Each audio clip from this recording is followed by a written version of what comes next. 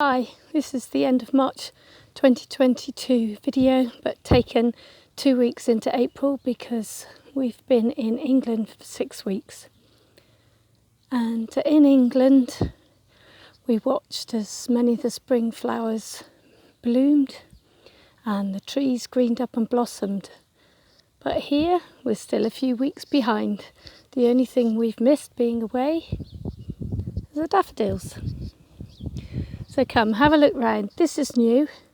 We put this fence in.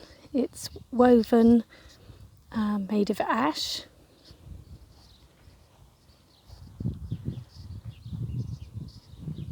Quite a lot of the plants have got just a few spring leaves on now.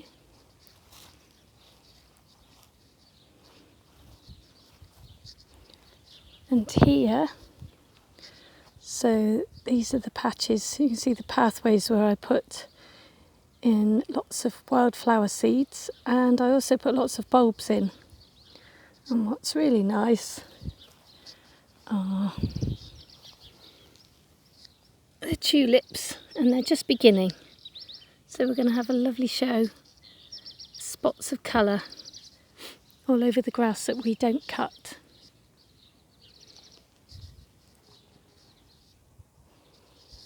You can probably hear some of the birds shouting. I think they're pleased we're back. I've just put some seeds out for them. The gooseberries, black currants and red currants are all showing their first spring frocks. And the red currants over here, they are blossoming flowers, and I don't know whether you can see. Do you see there? There's a ladybird having a look round. The ladybird lays eggs. Her eggs will eat aphids, so she's very, very welcome.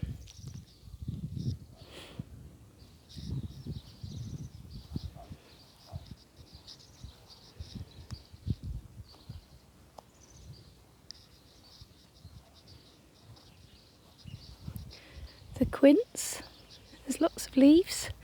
I wonder if we'll get any quinces this year.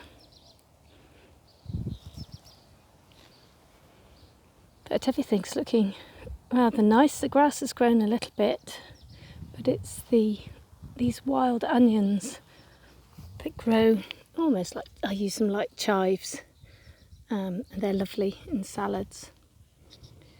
And yesterday I did a garden video, but the wind was too strong, and yesterday I walked around the garden and managed to forage enough for a really nice salad.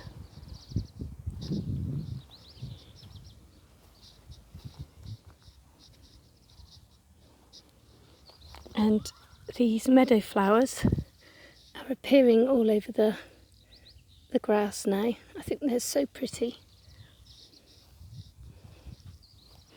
But the biggest change in the garden is we had visitors to the pond when we were away, and now we have, I don't know where's the best place to see them, back at the pond I think.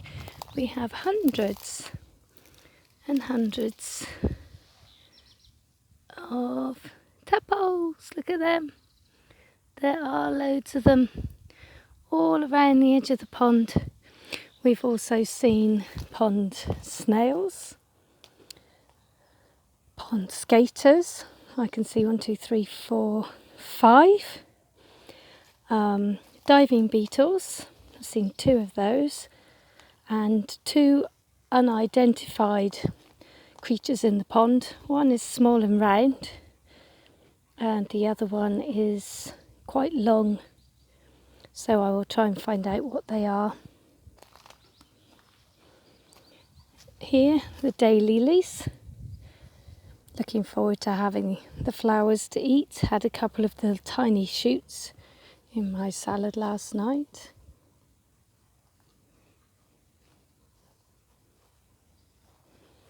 Of course, the biggest crop that I'm very happy to see. The dandelions. Had some of the flowers. Of course, the flowers taste like honey when they're in salad, and this was a real treasure surprise, finding in the garden a little patch of morel mushrooms. We'll let them grow. We'll leave one, pick the others, and cook them in cream at some stage. Yum. Amazing when you just leave your garden for 6 weeks, what it rewards you with. And in the greenhouse, looking rather sparse, but there's some lettuce growing. I did plant lamb's lettuce, but I can't see any anywhere. I've got eaten by the voles that live in the holes over here.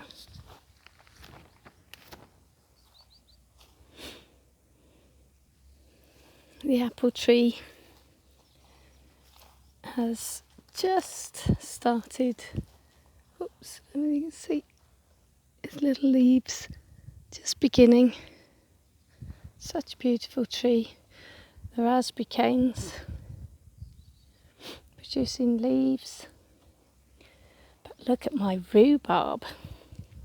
Rhubarb's always been a problem here because it likes deep soil, and our soil is so shallow. So I've been using tyres, and I think at long last I found the perfect place and the right depth, because it's looking really, really healthy, all three of them.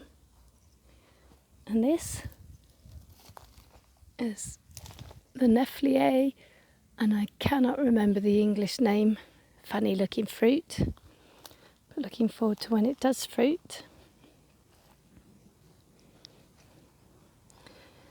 And although this was a really harsh winter, I'm very pleased to say that the pear tree survived, and actually is thinking about flowering. That's a Poire Williams. And there we go. That's the garden with all the excitement that's happened. And it's so nice and warm now. Everything's just gonna blossom very quickly and grow very quickly. Let's hope we don't get anything too cold the next few weeks. So have a good few weeks, and I'll see you probably at the end of the month.